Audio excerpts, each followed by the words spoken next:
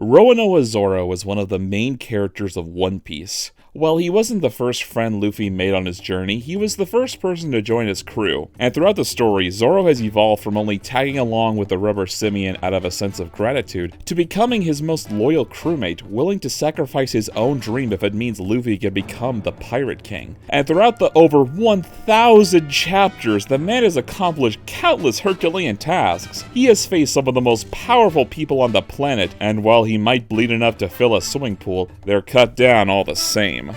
Now that the Wano arc is nearing its end, as of chapter 1053, I think now would be a good time to look at the Pirate Hunter, discuss his performance over the years, and rank every battle he's fought. Now, a few rules regarding how I'm ranking all the fights. I'm choosing them if they were against a major character. So while I'm ranking his battle against the 100 bounty hunters at Whiskey Peak, I'm not including his bout against Luffy or their fight against Mr. Five and Miss Monday. I'm not going to be accounting his scuffle against Shu, since while it is an important part of his character growth, it doesn't say anything about his character, and it isn't even a fight. Essentially, the climactic battle of an arc or saga, although there will be exceptions. Second, I'm also ranking these fights in a few ways. Displaying character growth, Zoro getting stronger, learning a new technique, etc, etc. Displaying character development, as in Zoro's character changing during and after the battle. Other factors, one battle might be ranked higher because who he's fighting is just more interesting to me than someone else. Or Zoro did something cool in one battle that he didn't do in another.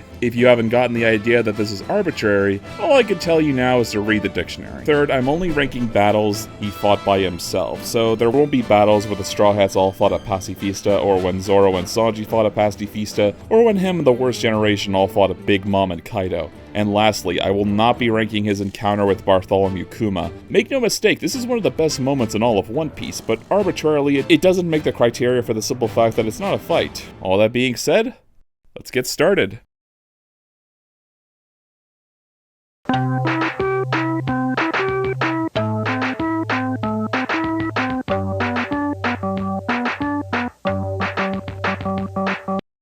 Syrup Island is fondly remembered for a number of reasons.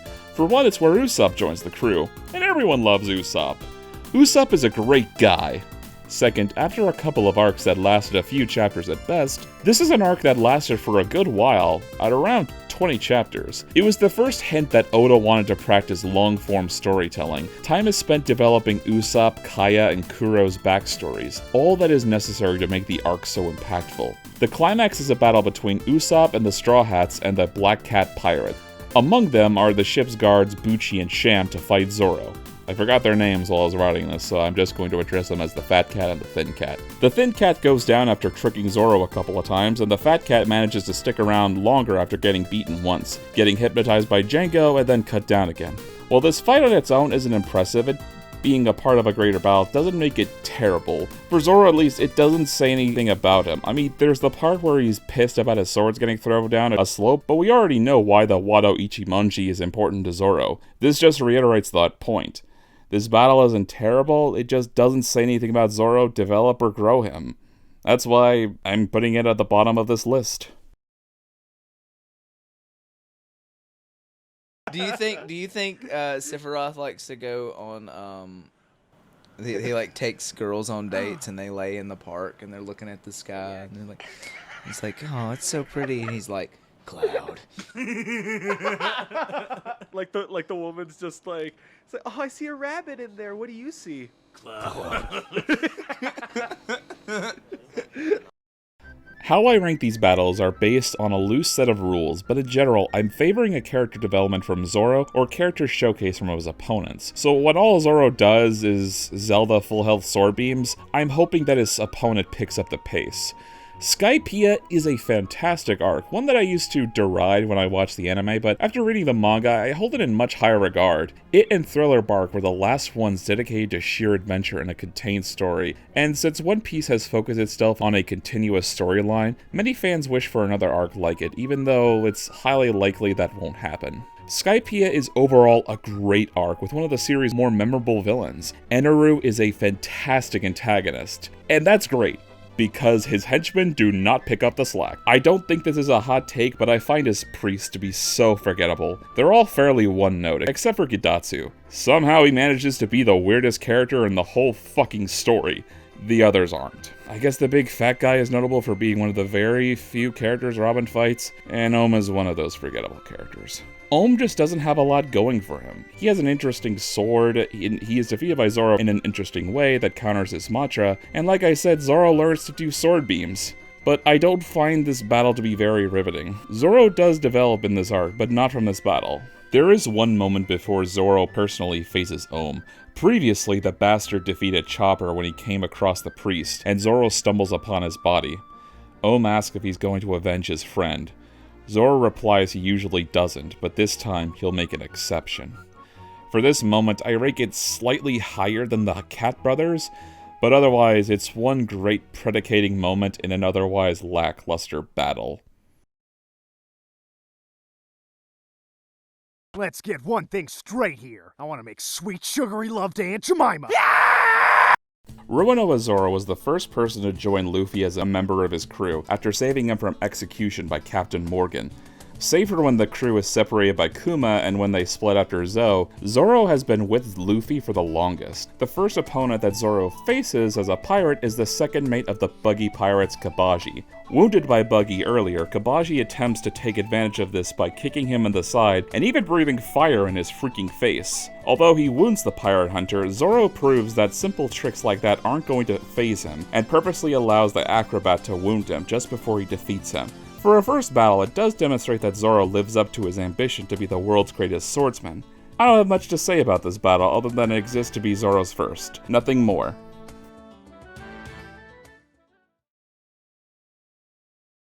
And don't underestimate the importance of body language. The return to Sabaody and the Fishman arc were showcases in many ways of how far the Straw Hats have come in the 2 years they spent training.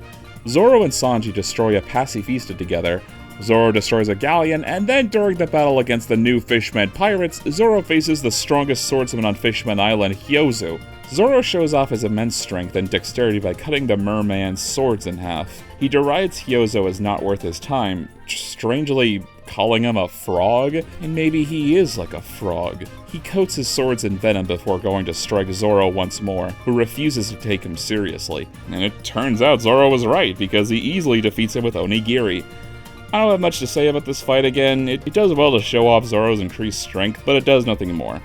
I mean, it adds fuel to Zorobin, so have fun with that. Personally, I'm all for a different ship.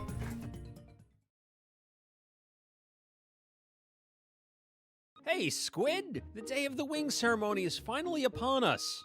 Hey pal, my eyes are up here. After Zoro's defeat at the hands of Mihawk, he spends the next arc fucking dying, which really goes to show both Zoro's resilience to pain and is also a testament to Mihawk's strength, but that's not what we're here to talk about. You guys like takoyaki?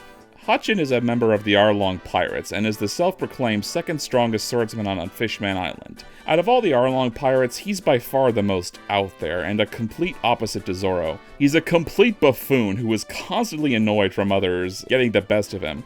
He does prove to be Zoro's second toughest challenge in East Blue, but considering who he just faced, that doesn't say much. I would say this is the first swordsman Zoro faces that doesn't use any tricks and fights purely with his steel, except for trying to ink Zoro in the face once. There's a few things I find interesting, since it is Zoro's first battle since his loss to Mihawk, and his renewed conviction to never lose is on display. He is practically at death's doorstep, but he refuses to back down from the Fishman. I also like that it has Hachin, who's a lot different than who we know him as nowadays as a well-meaning octopus fishman who gets into trouble when he helps his friends out. Here he's more of a buffoon and quick to anger and insistent that everyone knows that he's angry. Regardless of Hachin having 6 arms and Zoro having several injuries, the pirate hunter defeats him. And just to briefly touch on this, even though it's mostly more to do with his battle with Mihawk, but Arlong getting the piss scared out of him from seeing that scar is also a great moment.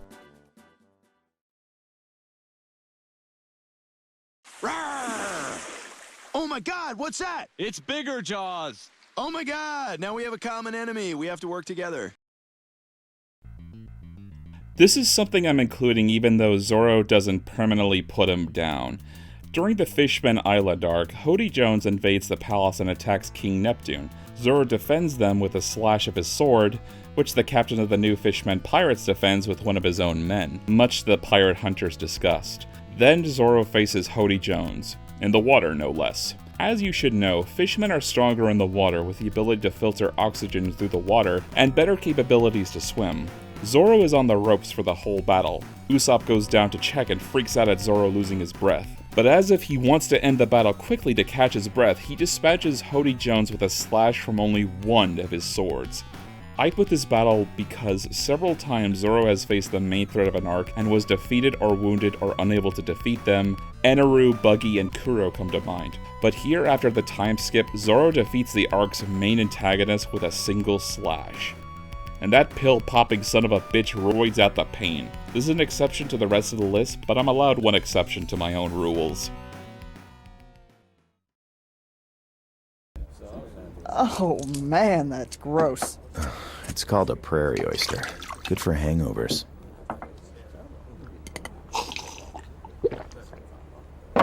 You're the second person I've known who actually drinks those awful things. A true swordsman never lets drink dull his senses.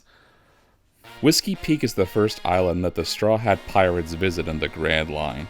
At first, the inhabitants welcome the pirates with open arms and throw a great feast for them, as if they're heroes. This is all a ruse. In truth, everyone on Whiskey Peak is a bounty hunter, in association with the shadowy organization called Baroque Works, and they plan on earning 30 million berries from a very stretchy boy. So it's very unfortunate for them that Zoro overheard everything, and that he has 2 swords he wants to test on 100 bounty hunters.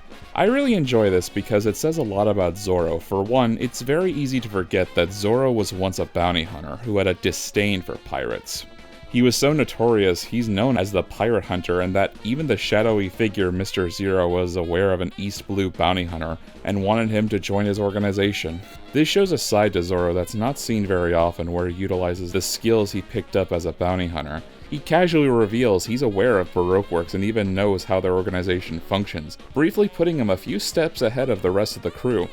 This is a big contrast to the rest of the story, where Zoro is almost as clueless about the world as Luffy is.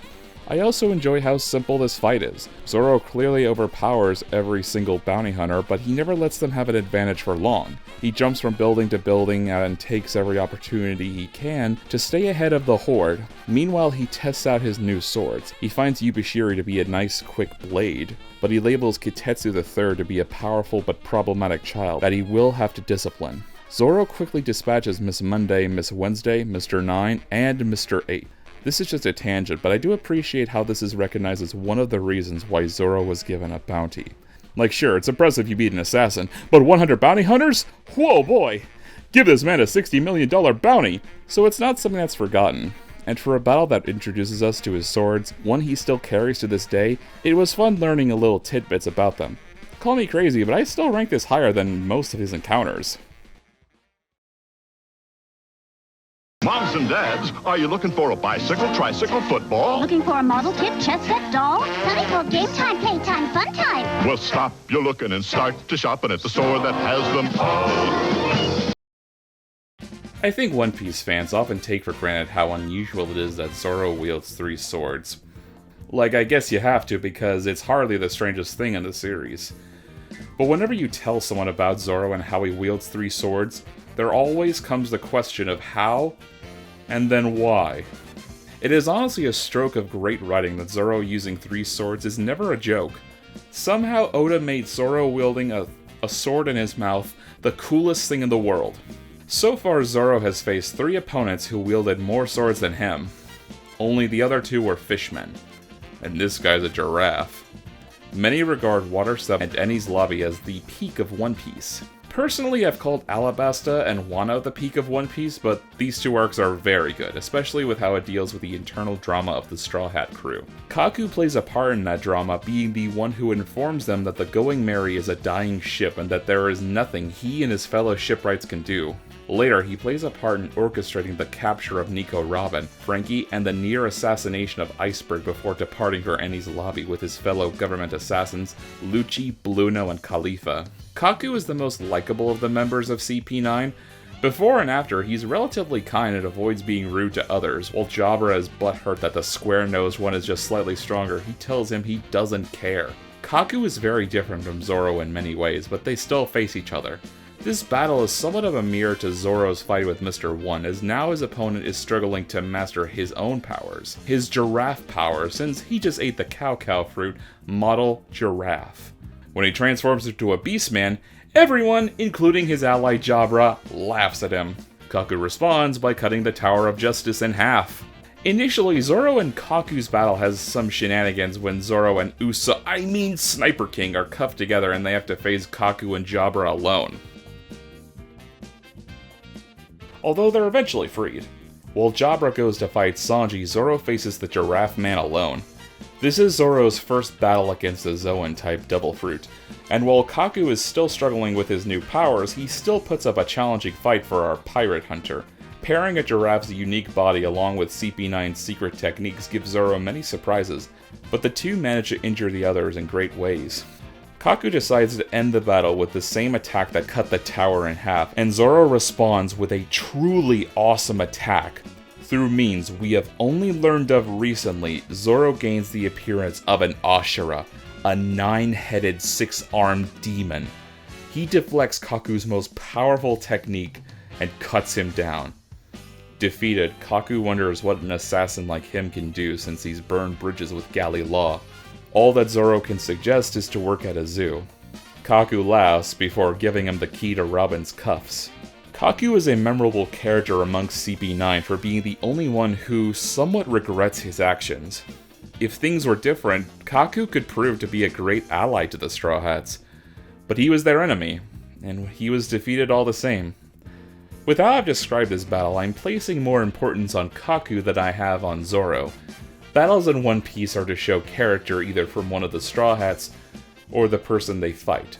Senor Pink is the most memorable member of the Don Quixote pirates, and he earned that from his battle with Frankie, where we learned his backstory and how he accepted his defeat from Frankie. So from battles, we learn who they are. Sometimes in a ham-fisted way, but this battle was about Kaku losing to Zoro. While it might not mean much to Zoro beyond showing off an early form of Conqueror's Haki, it's still a good showcase of a memorable One Piece character.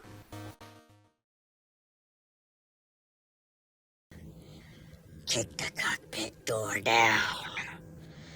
Take the 2 pilots that have already made the sacrifice so that you can face this challenge.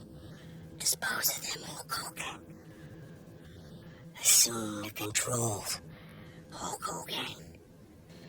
Shove that control into a nosedive, Hulk Hogan! Truth be told, the main reason I wanted to make this video is because I was thinking about where I would put Pika amongst all the people Zoro's defeated, and initially I thought I would put him at the bottom of the barrel, since I thought his battle was unremarkable. But really, that's just how it is with Dressrosa. You go through it, you initially love it, then it keeps getting good, and then it doesn't fucking end. And it keeps on going, and when it's finally over, you hate everything you just saw, until you start thinking back and realize Dressrosa was pretty good. It's not the best arc, I still prefer Alabasta over it, but it would be ludicrous to label an arc with such incredible stories and moments as bad. That said, I'm still mixed on Pika, and I think the reason is, for Zoro at least, he's still not a challenge. Pika is one of Doflamingo's officers and one of the original members of the Don Quixote family, joining them when he was 9 years old. Jesus. He's a massive man in charge of the Pika Army, a group that specializes in guerrilla warfare missions that placed him in command of Gladius, Buffalo, and Baby 5 until she defected. He also ate the Stone fruit, which gave him the ability to assimilate with stone and control it. This gave him power over the whole freaking island, as shown when he became a Colossus. I should note that really the reason that his fruit is so overpowered is because of Dressrosa's rocky terrain. I even think that Doflamingo personally sought out the fruit for Pika when the time came to take back his ancestral homeland, similar to how he sought out the Op fruit for Rocinante. This is a tangent, but I think he even did the same to Sugar, while the rest of his subordinates either found their fruits on their own, or Doflamingo found some fruits and offered them up. Also, Pika has a stupid voice. Yeah, what's it to you? It pisses me off as what? Dolphy is the only one worthy here! And laugh. For as powerful as Pika is, in an even match with Zoro, he just doesn't cut it. He attempts to fight Zoro, but with his own massive sword, but can't do much. Realizing he's up against someone out of his league, Pika begins a hit-and-run strategy with his Devil Fruit, merging himself with the stone before appearing for a sneak attack, or striking with pillars of stone himself. When these also don't work, he begins picking off the wounded allies of Zoro after realizing he can't defeat him. When Pika realizes that Riku and several other of Doflamingo's enemies are on a plateau, he proceeds to possess a gigantic statue of himself and lumbers over to kill the former king of Dressrosa. This would not be Kino for Zoro, and works with Orlumbus to reach the Stone Man, by getting tossed like a fucking bowling ball. Zoro then uses Haki to turn his swords into black blades. He cuts Pika's statue in half and into smaller pieces until he finally emerges from the rubble. Similar to Vergo, Pika covers himself in Haki and charges at Zoro. However, Zoro's Haki is stronger and he defeats Pika with a final attack and condemns him for targeting the weak and the wounded. I think looking back, Zoro defeating Pika is a great moment. It's not something like his other duels with individuals, where he's facing someone to become stronger, but a fairly selfless battle where he engages with a man whom he has no respect for so his friends and allies could be safe.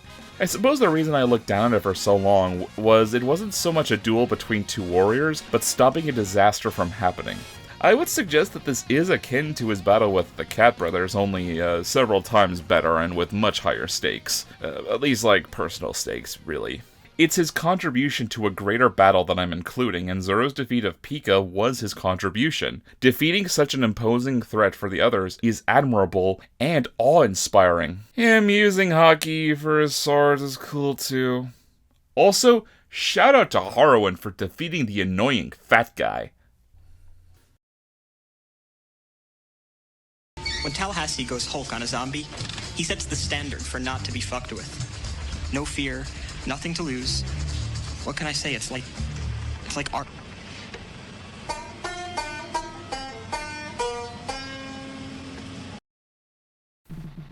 You know, we're currently at the end of Wano, but it's impressive how far both Wano and Kaido have been built up. The Emperor was first mentioned by Garp in Water 7, and Moria speaks of losing his entire crew to the King of the Beasts, which is why he's been gathering an army of zombies to fight the beasts, which is hilarious to think about considering how much damage Kaido's taken for the past year.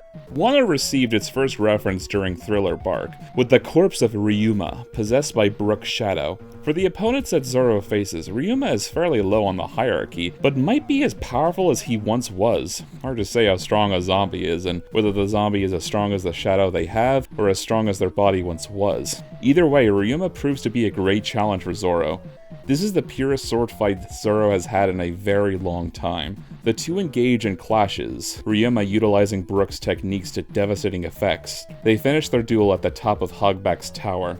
Zoro's flying dragon, Blaze, cuts Ryuma and catches him on fire. Ryuma throws his sword to Zoro, telling him that while his story is over, Shusui's story hasn't ended. Zoro accepts the sword and admits that he wished he had met Ryuma when he was alive, and promises to pretend their duel never happened, to preserve the samurai's legacy. Ryuma burns and Brook's shadow is returned. I've mentioned that I enjoyed this battle for being one of the purest sword duels Zoro ever has. It also adds to Zoro's character growth. Back during Water 7, the Straw Hats fought countless marine officers. Among them was a man named Shu who had eaten the Rust fruit. He had grabbed Yubashiri and destroyed it, so for a while Zoro is left with only 2 swords. After he acquires Shusui, it becomes his favorite sword for a very long time, until the Wano arc, when it's been stolen. Also, defeating Ryuma means Brook got his shadow back, so the best Straw Hat got to join the crew. Thanks to Zoro! Hooray!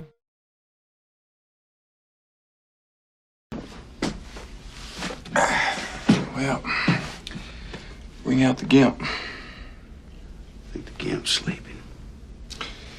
Well, I guess you just have to go wake him up now, won't you? Zoro mostly fights a villain's number 2. Mostly. But his match with King the Wildfire has been the closest to a mirror match he's had in terms of their origin relationship with their captain.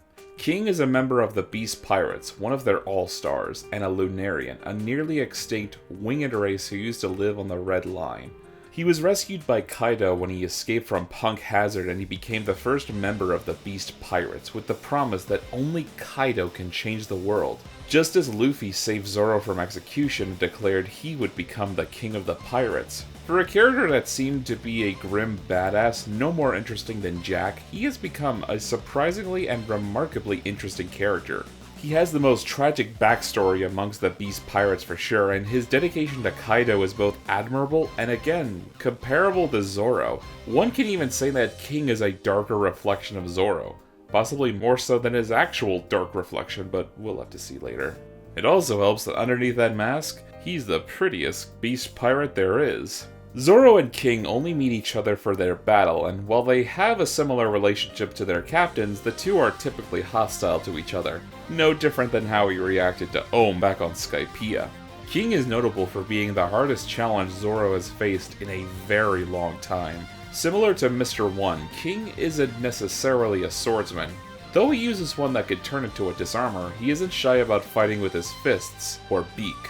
He even scoffs at the idea of sticking to one school of combat, to which Zoro agrees since King never mentioned being a swordsman. He struggles finding King's weakness, and not only is this veteran pirate trying to kill him, his sword Enma is against him as well.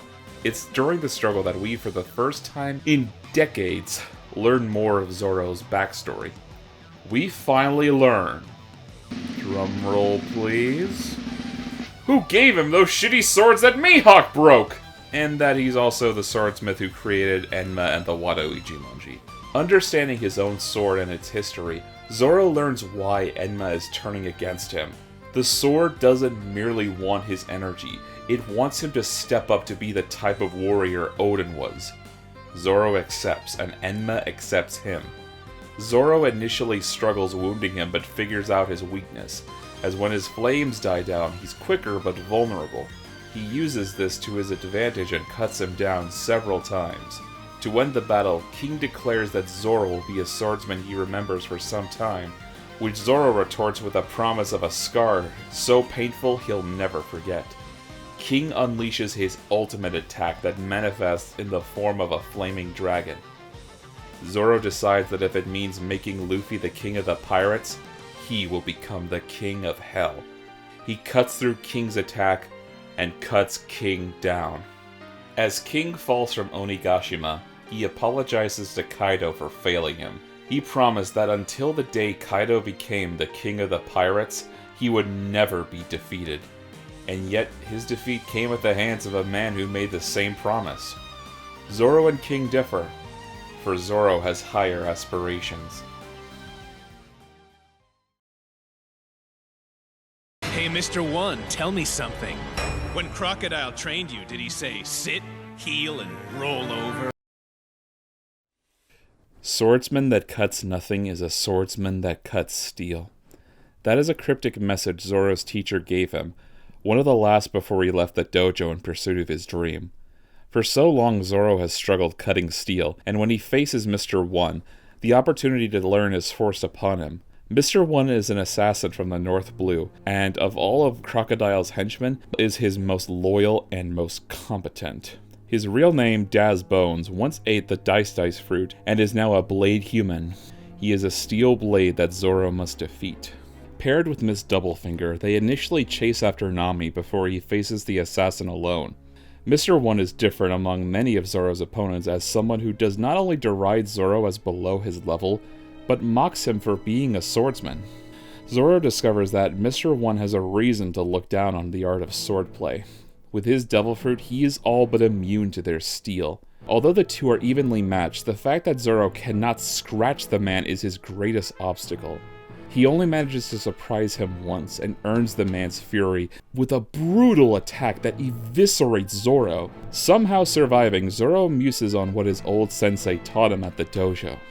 Zoro, did you know that there are swordsmen who cut nothing? Finally realizing the meaning of those words, he begins to hear the breathing of everything around him. He slashes a palm tree and doesn't cut it, but slashes a boulder in two. Zoro wonders if he can cut steel and prepares to attack Mr. One once more. With Queena's sword, he cuts Mr. One and defeats him. Thanks to you, I'm finally at the next level. What's next for you? Diamonds? No.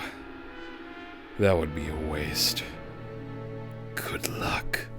This battle is often pointed out as one of Zoro's greatest struggles in the series. Mr. One was one of the few men that nearly killed the pirate hunter. After this, Zoro doesn't face an opponent that challenges him more for another 21 years. It's an excellent battle, and like with everything in Alabasta, it's a highlight of the series. So tell me, does he give you nice doggy biscuits when he wants you to play fetch? And you, all bark, no bite. Woof, woof, woof. You're not funny.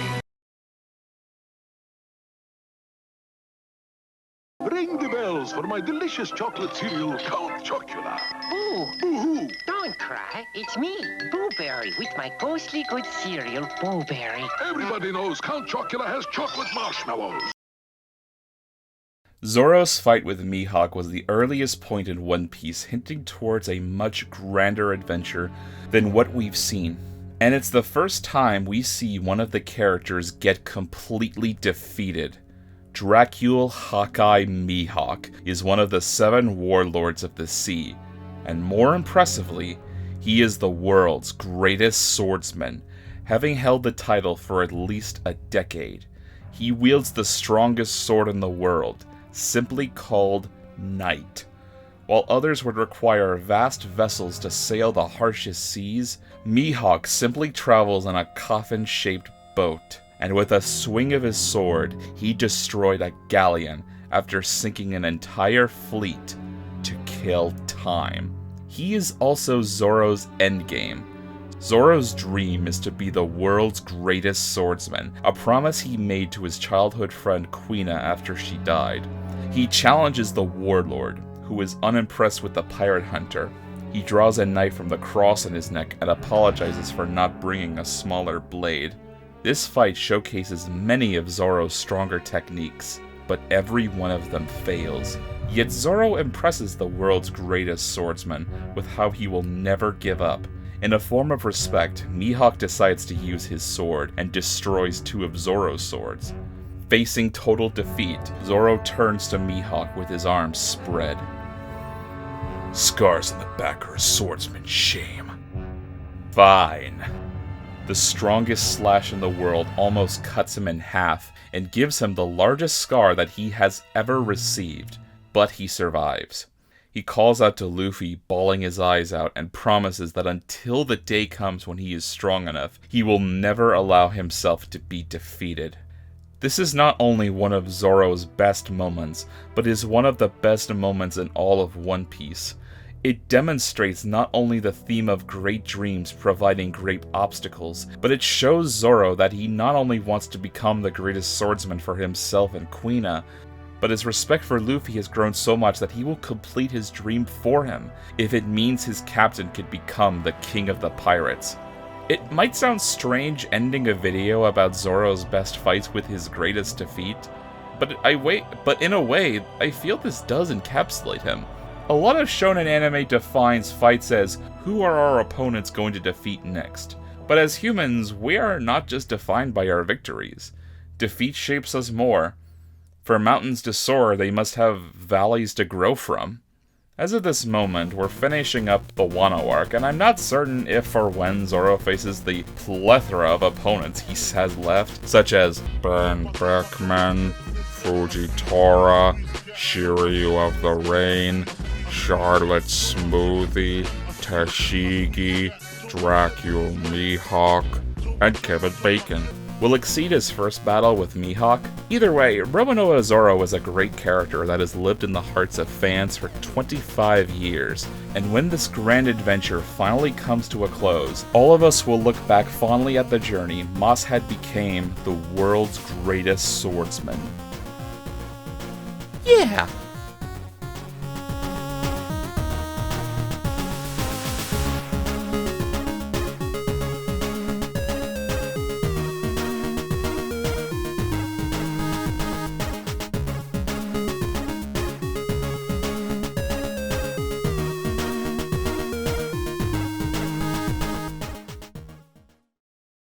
our attitudes the pits. Cherry, peach, or apricot?